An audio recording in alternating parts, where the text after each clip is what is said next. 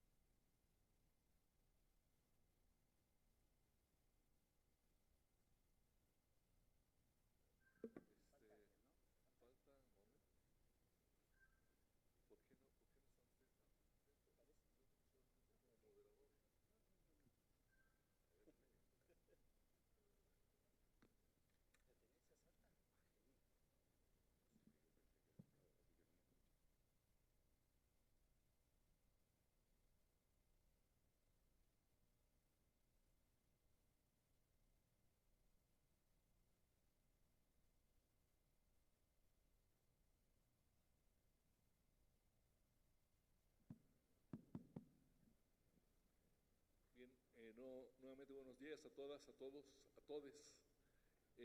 Esta es una plática que va a estar dominando el futuro de los próximos años de la CIP.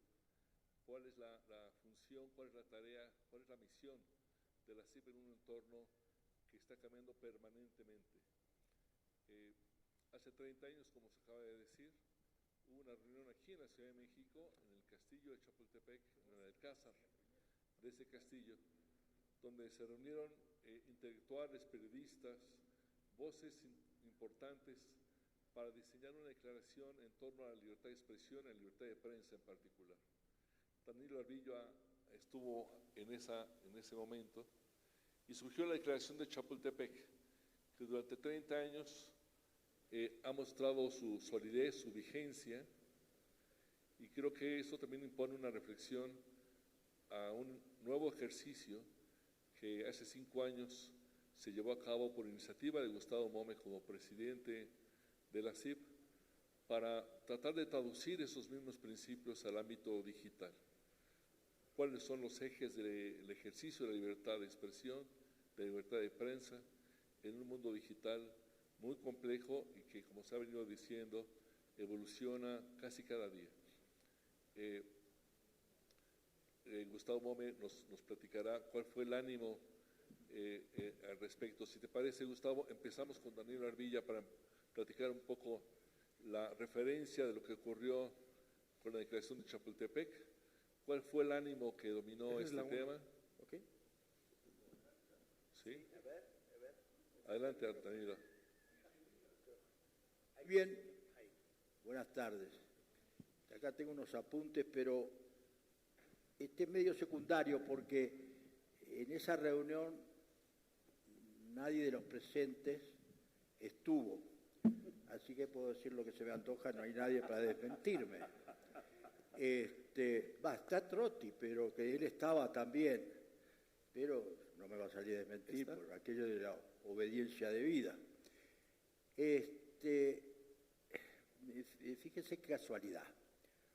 Hoy se cumplen 34 años de la caída del muro de Berlín. Y lo de Chapultepec tiene que ver algo con eso. Cayó el muro de Berlín y dijimos, el mundo está salvado, la historia, todo aquello, y Gramsci se empezó a rebuscar. Pero en aquel momento que era necesario afirmar la democracia frente a lo que significaba el golpe del totalitarismo, hubo grandes esfuerzos, es decir, para ayudar a reforzar todo aquello. Chapultepec está en esa línea. Cuando uno habla de Chapultepec, lo primero que tiene que hacer es reconocer a James McClatchy, que era presidente de la Sociedad Interamericana de Prensa, a Edward Seaton, ambos desaparecidos, que fue un gran baluarte de la CIP de siempre, y a David Hume, que era quien los asistía, y que dieron el puntapié para la reunión esta en el castillo de Chapultepec, cuyo objetivo era, digamos, reafirmar la libertad de expresión.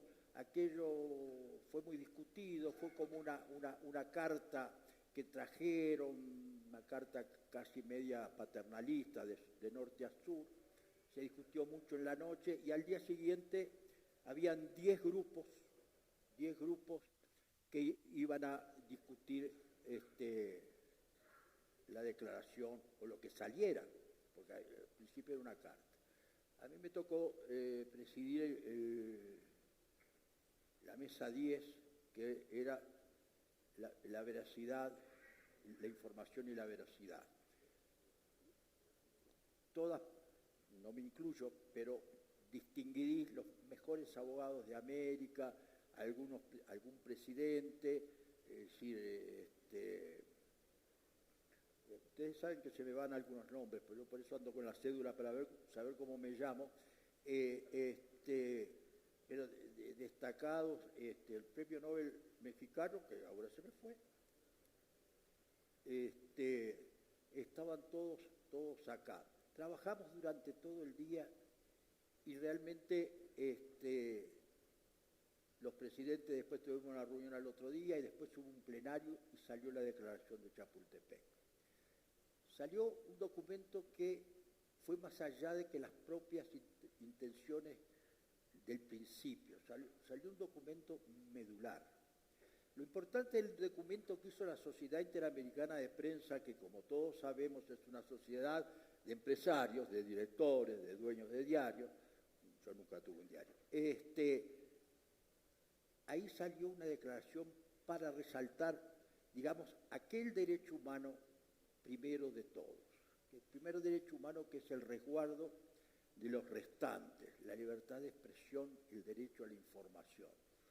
Salió un documento además con un objetivo, no de defender a la libertad de expresión por los medios, las empresas, no de defender la libertad de expresión por los periodistas, sino defender la libertad de expresión por lo que es, porque es la primera de las libertades de cada ser humano, de cada ciudadano. Y eso fue lo que hizo la declaración de Chapultepec. La declaración de Chapultepec no es una declaración para los periodistas, ni para los empresarios, ni para los diarios.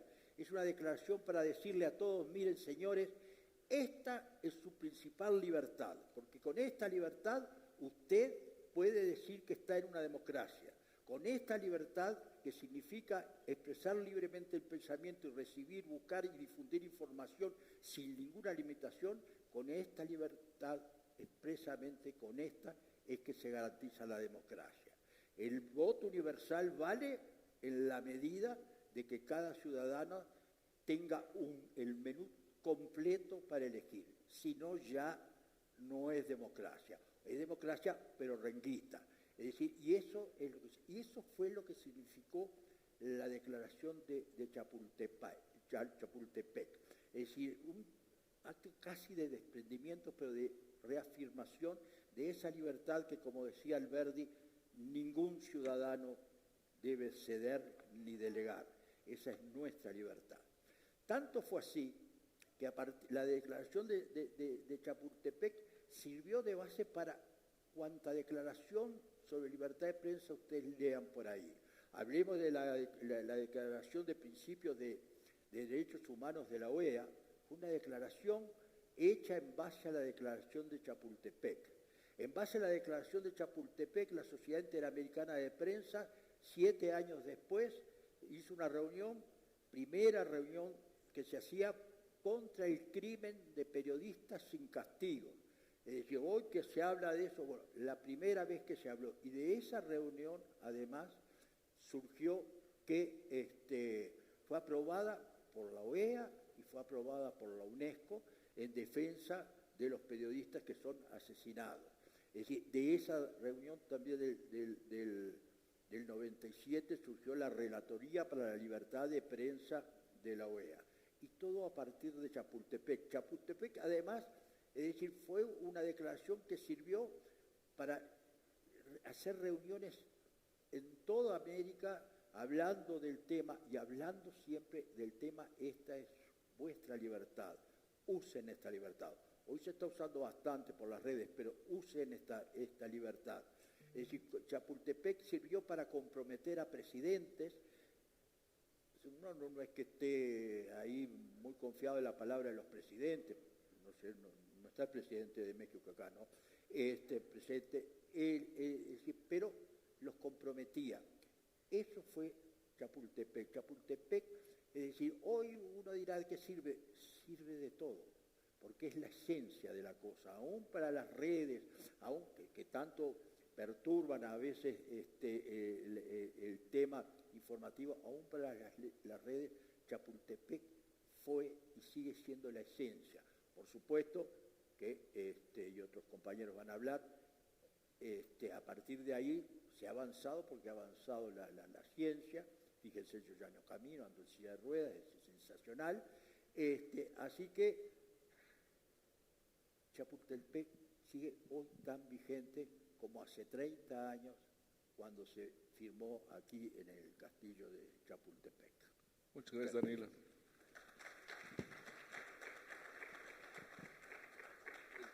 Es muy valioso tener el testimonio de primera mano.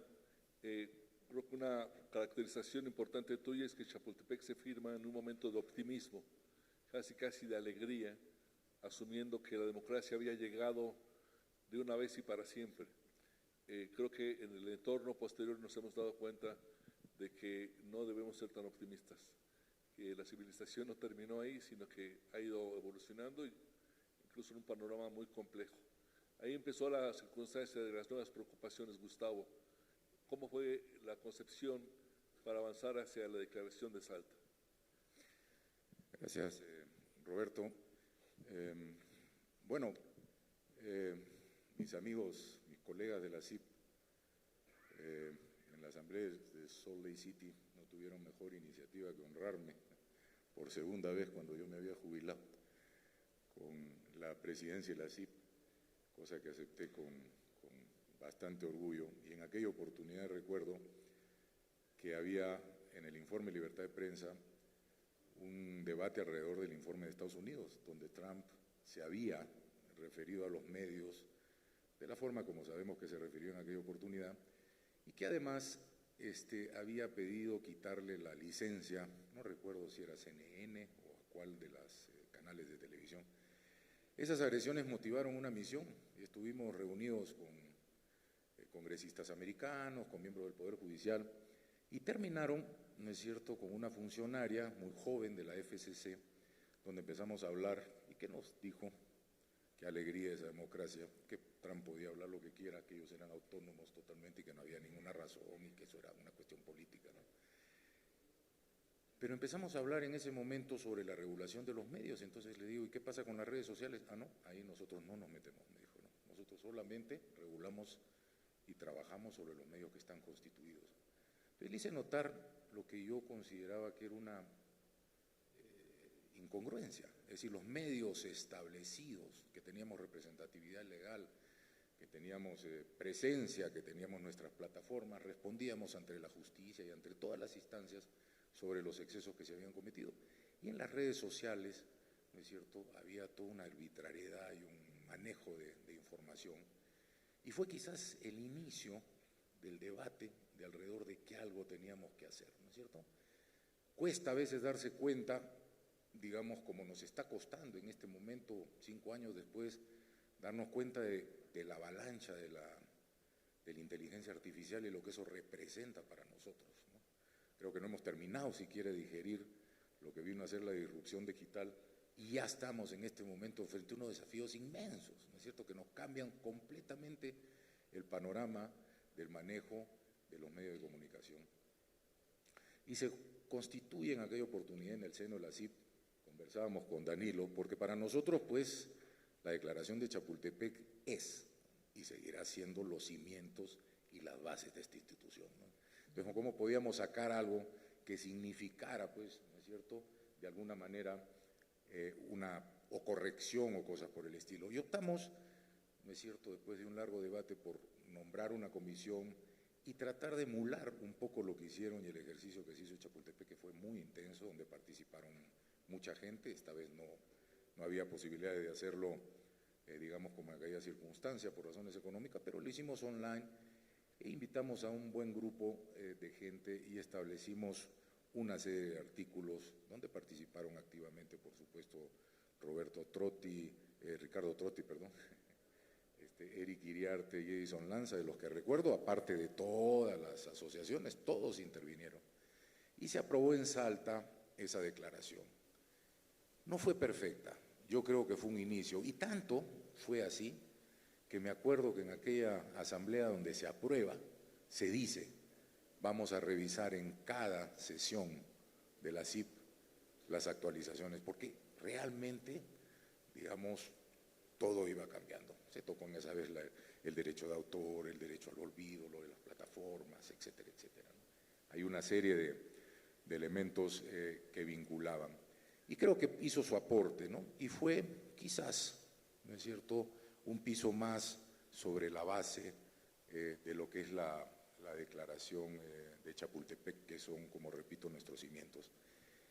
Hoy, en esta ocasión en que nos reunimos todos los colegas regularmente, hemos estudiado y hemos analizado la necesidad, ¿no es cierto?, de hacer una revisión ya formal y nombrar una comisión a fondo, porque hay una serie de elementos que ya no estaban contemplados en aquella ocasión y que hoy día surgen, ¿no?, a la luz. Martín, quien preside esa comisión y que acompaño gustoso, junto con otros colegas de la CIP, estoy seguro que harán un ejercicio importante alrededor de cómo actualizar estos principios y adecuarnos de alguna manera a lo que representa esta suerte de desafío, ¿no?, al que tenemos que enfrentarnos los medios hoy en día a través de las plataformas sociales y todo lo que está surgiendo a nivel de ingeniería, vamos a llamarle así, ¿no es cierto?, que cambia totalmente la forma que nosotros tenemos de hacer periodismo en ciertos aspectos, ¿no? O sea, muchos de los aspectos que tienen que ver con labores manuales o ejecutivas concretas, pues van a ser sustituidas en el cortísimo plazo, ¿no? Diagramación, corrección, en fin, algunas notas simples, ¿no? No obstante, yo creo que el talento del periodismo va a ser, digamos, siempre absolutamente necesario. Estuve hace unos días, y con esto termino, en un evento de la UAN en Bogotá, donde había un señor García que había hecho un libro de inteligencia artificial, y este libro de inteligencia artificial que él lo termina se lo da a ChatGPT, no recuerdo cuál, y le pide que se lo corrija. Y ChatGPT se lo corrige, y en algunos aspectos él encontraba que el libro era más rico o más interesante que lo que él había escrito. Así que optó por poner en su libro la mitad de lo que él había escrito y la mitad con una trama de lo que era inteligencia artificial, el libro hecho por inteligencia artificial. Porque el dilema ético termina siendo eso, ¿no? El periodismo que se apoya en eso, cómo resuelves tu disyuntiva de tu firma. ¿No? Pero lo más interesante fue al final, que dijo que hace 2 años que comienza a hacer su libro, él termina en la noche después de un día que ya había tenido una actividad y le dice, dulces sueños. ¿Tú sueñas?, le pregunta al chat, ¿no? Y el chat le responde, soy un algoritmo diseñado para tal cosa, no tengo sentimientos, etcétera, etcétera, estoy acá para ayudarte en todo lo que yo pueda, es cierto, con mis conocimientos. Y una semana antes de entrar a este evento, que fue hace un mes más o menos, le dice, dulces sueños, ¿cierto?, al chat, y el chat le responde dulces sueños, ¿no? Entonces, nos ponemos a pensar, ¿no es cierto?, hasta dónde llegarán los alcances y si las emociones, ¿no es cierto?, podrán ser algún día, digamos, captadas a través de la data o la información. Ese tipo de desafíos son los que estamos enfrentando hoy día los hombres de prensa, de manera que espero y deseo lo mejor, y desde luego pienso que esto solo es posible, como fue en aquella oportunidad, con el aporte de todos los miembros de la CIP. Todos aportaron para la declaración de Salta, todos intervinieron, todos tuvieron oportunidad, y espero que en esta ocasión vuelva a ser igual. Muchas gracias. Muchas gracias. Gracias, Gustavo. Salta ha sido motivo de muchas discusiones internas dentro de la CIP y fuera de la CIP. Creo yo que colocó a la CIP en un ecosistema de entidades que están discutiendo estos temas en el conjunto del planeta. Hay desafíos muy importantes para la industria implícitos en esta realidad, entre ellas la relación de los medios de comunicación con las plataformas, estos gigantes tecnológicos que utilizan información de los medios de comunicación y que han abierto toda una agenda nueva sobre cómo acercarse a la vida cotidiana de las personas, que es lo que al final del día estamos hablando, cómo la gente consume información y cómo reacciona frente a la información que consume. Sin duda alguna, Martín Echevers es la voz más autorizada desde el punto de vista legal, pero también en el conocimiento de todo este contexto, y ha acompañado una propuesta que está haciendo la CIP a sus autoridades de iniciar con esta asamblea un periodo de un año completo para revisar la declaración de Salta, que apenas está cumpliendo 5 años, y proponer a sus integrantes, pero también a la industria, al mundo mismo, una nueva declaración o ajustes a la declaración de Salta con implicaciones que pueden ser múltiples. Uno de los desafíos, Martín, va a ser si será esta nueva declaración de Salta o Salta Reloaded, ¿no? Muy puntual, ¿no? O si, como fue Chapultepec, buscará concepciones más fundamentales, digamos, más básicas, más trascendentales. A veces en América Latina nos da por parafrasear o por elaborar cosas que a lo mejor deben ser más concretitas, ¿no? Pero en fin, es todo un desafío, Martín. ¿Cómo lo ves tú? Gracias, Roberto. Bueno, primero, siempre es un placer escuchar a Danilo, sobre todo cuando uno se refiere a Chapultepec, que es claramente la declaración liminar de libertad de expresión del continente y que ha servido de base para instrumentos en las que nuestras Cortes Supremas, nuestras instituciones locales se basan incluso en fallos muy importantes, como fueron los de condenar la discriminación en publicidad oficial, cuestionar los gravámenes o los regímenes, por ejemplo, de importaciones que dificultaban la importación de papel. La verdad que Chapultepec y todo lo que lo sucedió, los principios de la OEA y todo lo demás han sido realmente claves en estas 3 décadas, diría yo, para sostener la libertad de expresión en el continente. Y creo que Salta vino a ampliar, a complementar Chapultepec con toda una nueva realidad que es la que marcó, como bien lo dijo Gustavo, el advenimiento de las nuevas tecnologías que han sido, la verdad, de un aporte sustancial al mejoramiento de la vida cotidiana, la libertad de expresión de los ciudadanos que tienen herramientas formidables para poder hacerse oír que antes no existían. O sea, tenemos que partir de la base de que cuando nace Salta, nace con la idea también de ponerle un freno a aquellos gobiernos autoritarios que bloqueaban y aún siguen bloqueando el acceso a Internet en muchos países. Eso no nos tenemos que olvidar. Hay una parte de Salta, que creo que es la fundamental con la que surgió, que tenía que ver con aquellas latitudes donde había restricciones para la navegación en Internet, bloqueos de sitios como siguen existiendo en países como Rusia o China o Cuba, la dificultad incluso de muchos ciudadanos de acceder a Internet, que es un derecho cada vez más extendido en la sociedad, y Salta puso claramente principios muy, muy importantes, yo creo que los tenemos que reivindicar en ese aspecto. Yo tuve la oportunidad la semana pasada de asistir a la reunión anual de Freedom House, que es una institución que tiene base en Washington, que se dedica a promover la libertad en todo el mundo y sobre todo la defensa de los que son los defensores, valga la redundancia, de los derechos humanos y de las libertades en todo el mundo. Y ellos hacen dos reportes muy conocidos. El ranking de la libertad, donde según el nivel de libertad de los países se les pone un semáforo verde, amarillo o rojo, y hace ya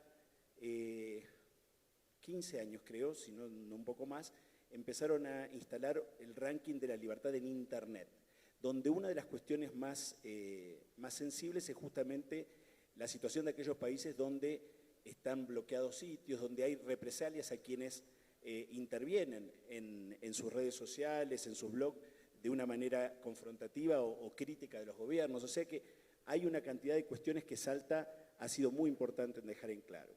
Pero por primera vez, cuando se difundió el ranking de libertad en Internet, que fue hace un mes y medio en Washington, sobre todo el planiferio, hay más de 80 países relevados, se vio como una nueva amenaza a la libertad de expresión en Internet el uso de la inteligencia artificial por parte de los gobiernos para generar campañas de desprestigio y de persecución contra oponentes políticos, contra periodistas, contra defensores de la libertad de expresión.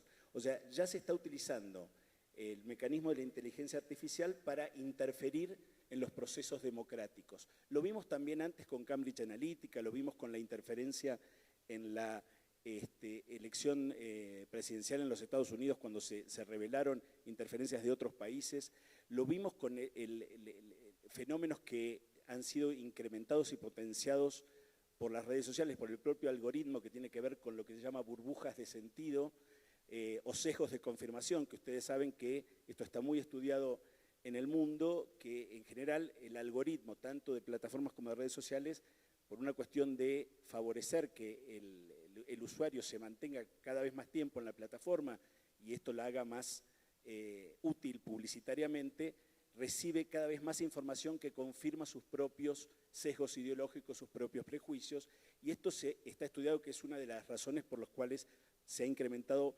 sensiblemente la polarización política en todos nuestros países. O sea que también hay riesgos o empiezan a aparecer riesgos después de las primeras, podemos decir, 2 décadas de existencia de Internet, donde claramente había una especie de subsidio regulatorio porque todos creíamos, y creo que fue necesario y fue positivo ese subsidio regulatorio para que las plataformas crecieran, se desarrollaran, innovaran y nos mejoraran la vida como nos la han mejorado. Y hoy nosotros basta con poner a dónde queremos ir en un mapa y llegamos rápidamente. Hay muchas cosas donde claramente plataformas y redes nos mejoran la vida todos los días, pero luego empezaron estos problemas también asociados a los filtros de burbuja, los riesgos de viralización de noticias falsas, de desinformación. Ustedes saben que muchas veces la noticia de más impacto, que muchas veces no es la noticia trabajada profesionalmente o periodísticamente, es la que más rápido se viraliza porque es la que más rápido se consume, y esto también es un problema también para las democracias. Así llegamos a Salta, donde estos problemas que estoy contando recién se empezaban a esbozar, pero donde ya veíamos que empezaban a ser, justo hacía muy poquito había sido el tema de Cambridge Analytica, empezaba a verse cuestiones como había sido lo del Brexit, como había sido el tema de la elección en Estados Unidos que como decía Gustavo, coronó designó a Donald Trump como presidente, y empezamos a ver si algunas de estas cuestiones debían ser incorporadas de alguna manera a la declaración. Yo por eso no diría que vamos a ir a una nueva declaración. Yo creo que Salta es una excelente declaración que, como decís vos, será Salta Reloaded o Salta modificada, porque una de las cosas, y esto 2.0, Gustavo lo dijo al pasar, pero es muy importante. Estaba Eric, que hoy lo saludé aquí, como uno de nuestros asesores, estaba Edison Lanza, y nuestra idea es que en este año que vamos a tomarnos para pensar qué modificaciones, qué actualizaciones necesitamos hacerle a Salta, la idea es que también nutrirnos de la experiencia de especialistas como ellos y otros más que han aparecido en el escenario y que pueden aportarnos. Y obviamente hacerla con el mismo espíritu de apertura. Nosotros, Salta, tuvimos diálogos muy fructíferos con las plataformas, tuvimos diálogos muy fructíferos con el mundo de los medios, obviamente, con nuestra propia institución, pero también con actores externos, con instituciones, con academia, y la idea es poder replicar ese esquema en las modificaciones que encaremos para el año que viene.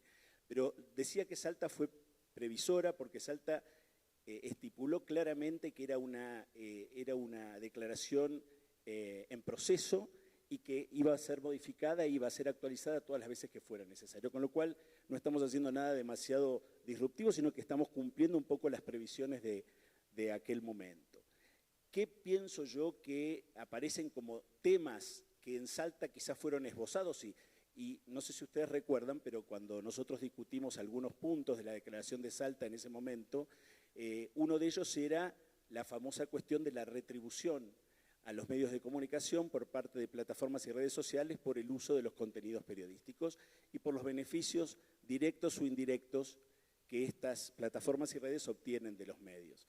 Eso ya, fíjense, qué pionera que fue Salta, que ya decía, los actores del ecosistema digital deben lograr un balance adecuado entre libertad de expresión, derechos de autor y propiedad intelectual, así como respecto de los beneficios que puedan generar los contenidos en dicho ecosistema. O sea, ya Salta fue bastante pionera en establecer que esto era un principio que debía ser cumplido. Cuando nosotros miramos de qué manera eso se puede cumplir, siempre decimos, no necesariamente tiene que ser por vía legislativa. Muchas veces se pueden encontrar acuerdos. De hecho, fíjense lo que pasó en Australia, ¿no? En Australia se estableció un sistema, un marco, que es el Código de Negociación entre Medios y Plataformas, que se iba a utilizar en caso de que medios y plataformas no se pusieran de acuerdo. Bueno, fue tan efectivo ese mecanismo que medios y plataformas se pusieron de acuerdo en todos los casos. De hecho, no fue necesario utilizar el código y se llegaron a acuerdos de industria muy positivos en Australia. Pero claro, había un código, hubo una herramienta que de alguna manera impulsó, incentivó a que esos acuerdos de negociación se hagan. Hubo otros ejemplos, como el ejemplo de la Directiva Europea y varios países que han sacado resoluciones al respecto, donde se ha avanzado muchísimo. Estamos viendo cómo se está empezando a tomar el tema. Bueno, en un caso como Canadá ya está con estatus de ley y está en proceso de reglamentación. Vamos a tener una charla aquí mismo el día sábado con Paul Deegan, de News Media Canada, que nos va a contar el estado de avance de esa ley.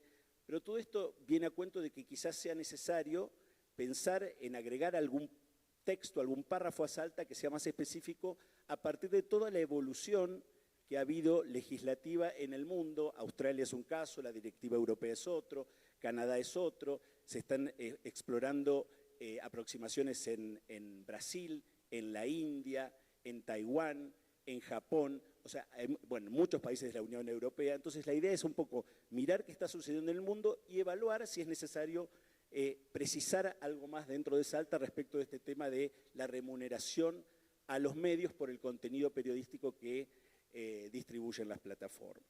Otra cuestión que en Salta también estuvo abordada es la famosa cuestión de la responsabilidad de los intermediarios de Internet, ¿no? Esto también hubo un proceso en el desarrollo de Internet, sobre todo en las primeras 2 décadas, de los 90 y los 2000, donde justamente se buscó que las plataformas tuvieran una amplísima libertad y estuvieran exentas de cualquier responsabilidad como una forma de motorizar la innovación y el crecimiento y el desarrollo de estas plataformas.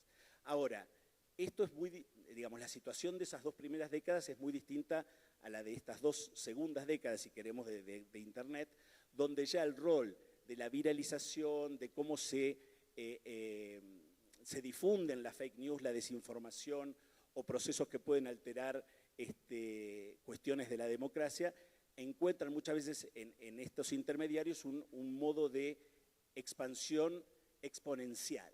Entonces, es correcto seguir con el sistema de que las eximía de toda responsabilidad. Esto se lo están planteando incluso países como Estados Unidos, que en la segunda mitad de los 90 dictó una ley que es la Decency Act, que un poco fue la inspiradora de este esquema de que los intermediarios no deben ser responsables por los contenidos de los usuarios. Hoy se está discutiendo esto en Estados Unidos y en el resto del mundo, si ese esquema de irresponsabilidad debe subsistir o debe ser modificado o debe ser ajustado en base a situaciones que han ocurrido como estas que comentaba yo de Cambridge Analytica y otros casos más. Un tercer tema que en la declaración de Salta también está mencionado muy al pasar, era muy incipiente, pero que ya ha habido muchos avances en estos 5 años. Piensen que llevamos 5 años desde Salta ya. Fíjense este párrafo de Salta que dice, también deben evitar, se habla de los actores del ecosistema digital, deben evitar prácticas abusivas que puedan afectar la competencia, la innovación y el libre flujo de información. ¿Qué pasó después de esto? Bueno, ha habido un incremento sustancial del peso de estos intermediarios en el mercado publicitario digital. Hoy la publicidad online es concentrada en más del 80% en 2 grandes jugadores y los medios hemos visto reducir exponencialmente nuestra participación en el mercado de la publicidad digital. ¿Qué están haciendo algunos países como el Reino Unido, como el propio Estados Unidos? Es investigar si en el esquema de comercialización de la publicidad online hay prácticas abusivas, hay integración horizontal de empresas. Muchas veces sucede que la misma empresa que tiene el sistema de comercialización publicitaria también tiene sitios, una cantidad importante de sitios propios donde aloca esa publicidad y eso sería una especie de competencia desleal o conflicto de intereses. Bueno, esto se está investigando en varios países de Occidente. Entonces, quizás sea una cuestión a probablemente considerar si tenemos que sí o no incorporarla más explícitamente a la Declaración de Salta. Un cuarto tema que es bastante sensible para nosotros como industria periodística, hoy tuvimos una excelente charla de un alto directivo de Google, pero esto es mucho más que una empresa, esto tiene que ver con los intermediarios que, como ustedes saben, son muchos y van variando año tras año. Hace 2 años ni sabíamos prácticamente que existía TikTok. Hoy TikTok es una fuente de distribución de contenidos importantísima. Lo mismo pasaba cuando se aprobó Salta, creo que Instagram daba sus primeros pasos, hoy es importantísima también. O sea que esto va fluctuando todo el tiempo. Pero lo que sí está claro es que cada uno de esos intermediarios tiene algoritmos que en general son secretos o son poco transparentes, muchas veces son reivindicados por ellos mismos como algoritmos que se modifican permanentemente, hoy lo vimos a la mañana acá mismo.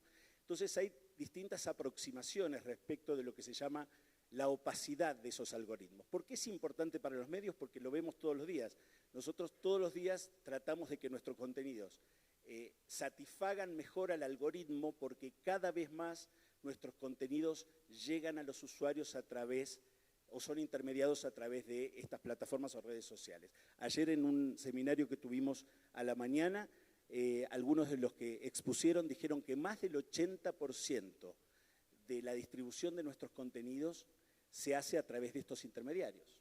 O sea, ya es cada vez menos la gente que entra directamente a nuestros sitios o que busca nuestros sitios. Entonces, como ya el 80% de los que nos leen a través de un intermediario, es necesario que sepamos cuáles son los criterios de ese intermediario con más claridad, que sepamos que si esos criterios se modifican tenemos que tener la información para nosotros también poder ajustarnos a esas modificaciones. Sepamos qué criterios van a usar esos intermediarios para, por ejemplo, privilegiar el contenido original y de calidad versus el que es copia o el que es plagio.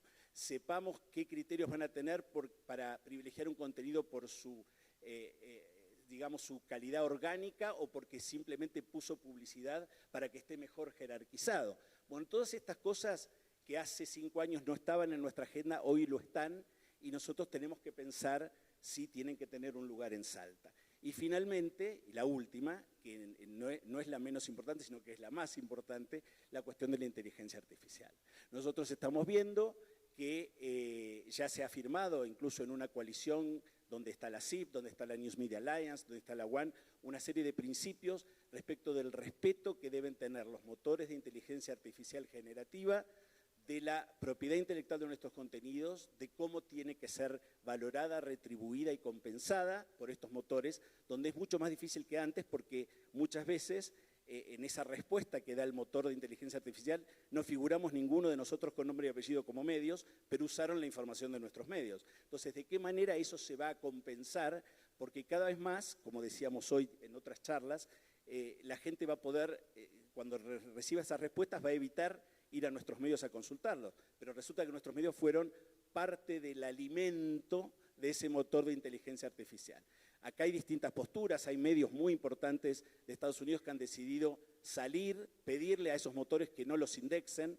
Otros creen que no, la solución no es esa, sino que es exigirle a esos motores que les retribuyan el valor de esos contenidos. Bueno, es un debate que recién se abre, pero que es muy importante. Muchas gracias, Martín.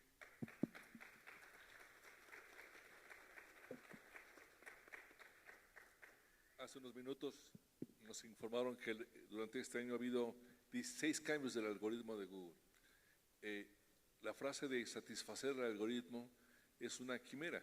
No puede haber amante más veleidoso o veleidosa que no te dice qué quiere, ¿no?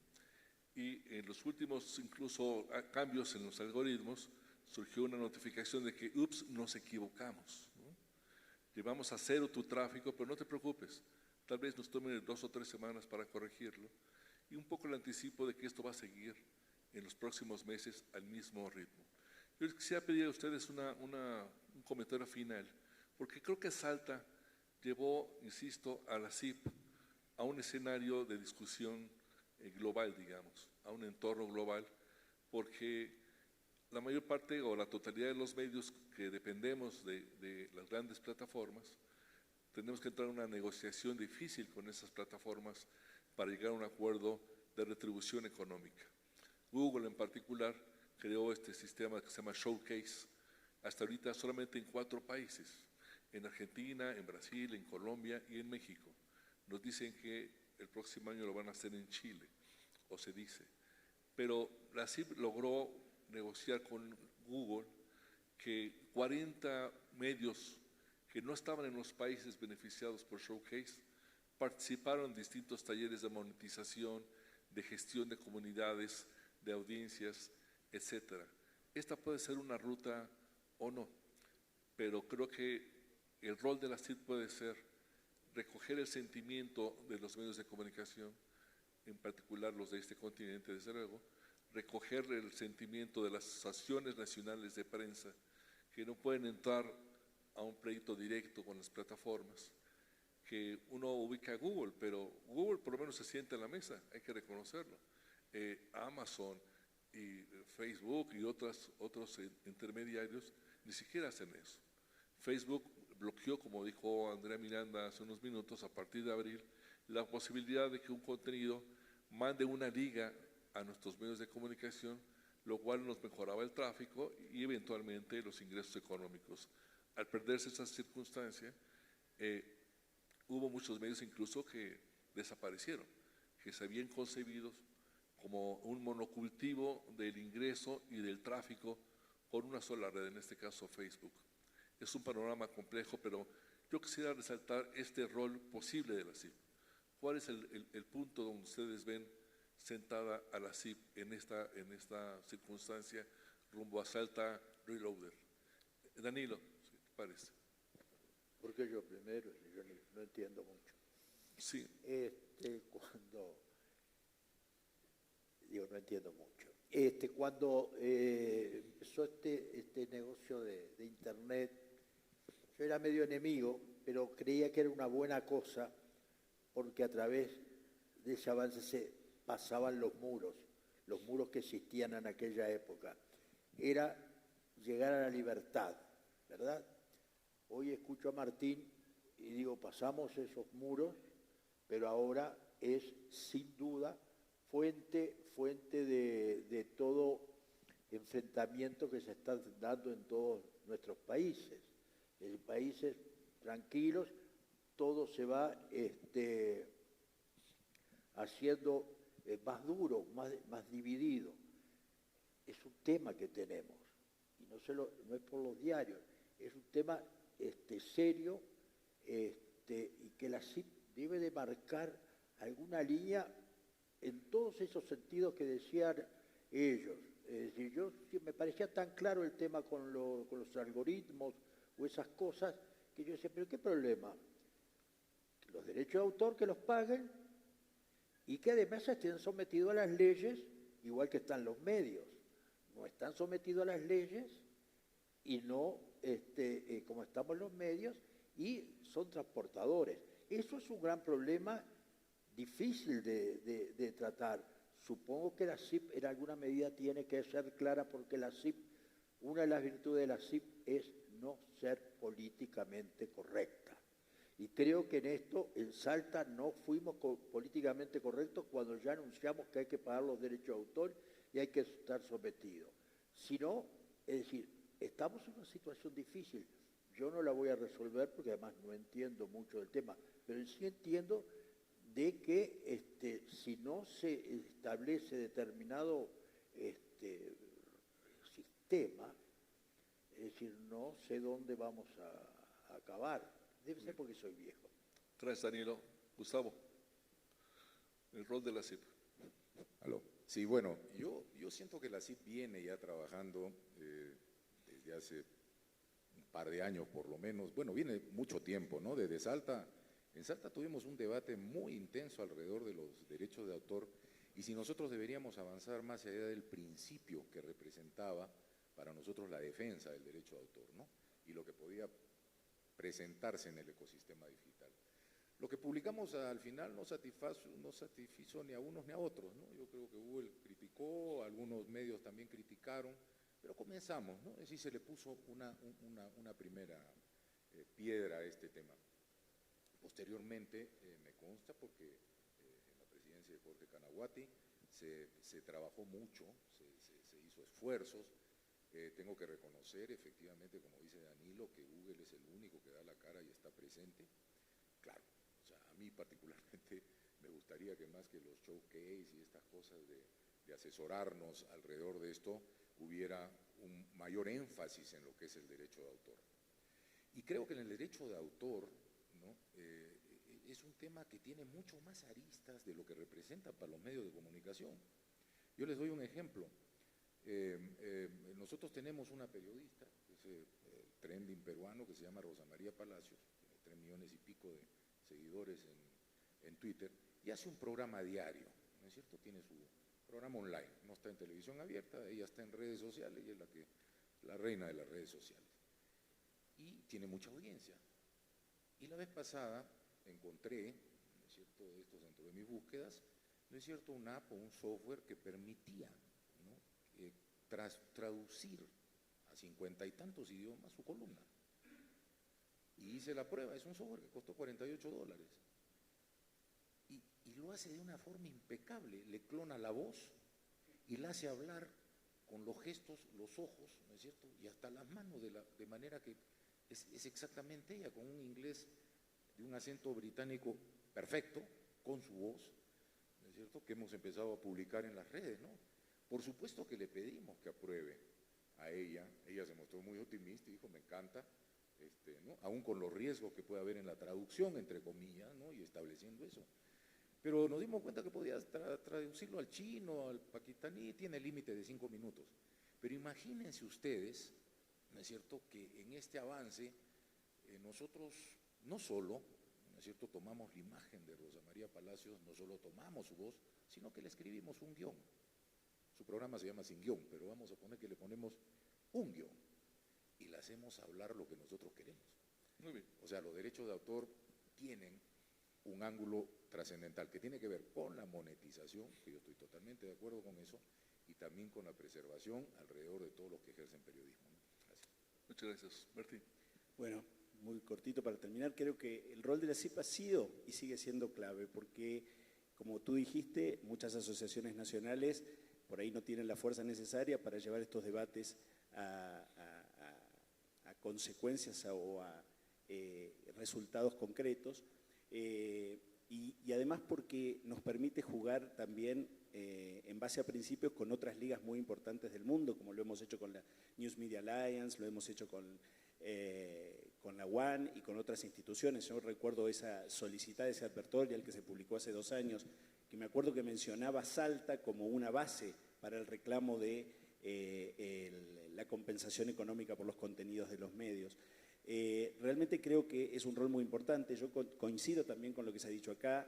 No todas las plataformas son iguales, no todas tienen la misma actitud. El hecho de que nosotros podamos hoy estar conversando con gente de Google, que haya venido, que pueda poner gente del nivel que vino hoy para hablar del search, que es justamente una de las cuestiones algorítmicas que más impacto tienen en los medios, del showcase, del Discover, que es una nueva herramienta dentro de Google que también tiene que ver con mucha intermediación frente a nuestras audiencias. Son todas cuestiones que debemos valorar. Yo creo que, y lo que ha demostrado algunos países como Australia, que se puede llegar a acuerdos privados muy destacables o muy aspiracionales para el resto del mundo, probablemente sin necesidad de llegar a estar regulados, pero sí, evidentemente hubo una herramienta allí que fue una legislación bien concebida que permitió que tanto medios como plataformas lleguen a acuerdos más razonables. Nosotros lo que entendemos es que los acuerdos o los programas como Showcase son bienvenidos, pero son claramente insuficientes en términos del valor que nosotros entendemos los medios le aportamos a las plataformas. Ahí hay un debate que obviamente las dos partes tendrán sus argumentos, pero cuando uno ve el crecimiento de la facturación de estos intermediarios a nivel mundial y ve el monto que le destinan a estos programas, vemos que hay una brecha todavía muy importante. Danilo Arvilla, Gustavo Mome, Martínez Chévez, muchas gracias. Gracias a todos ustedes. Bien.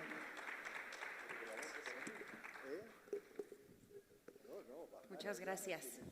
Gracias por esta gran participación y el momento de invitarlos al almuerzo. Este es ofrecido por Grupo Electra, donde vamos a tener la presencia del señor Alejandro Valenzuela, el director general de Banco Azteca. Muy buen provecho a todos. Los esperamos de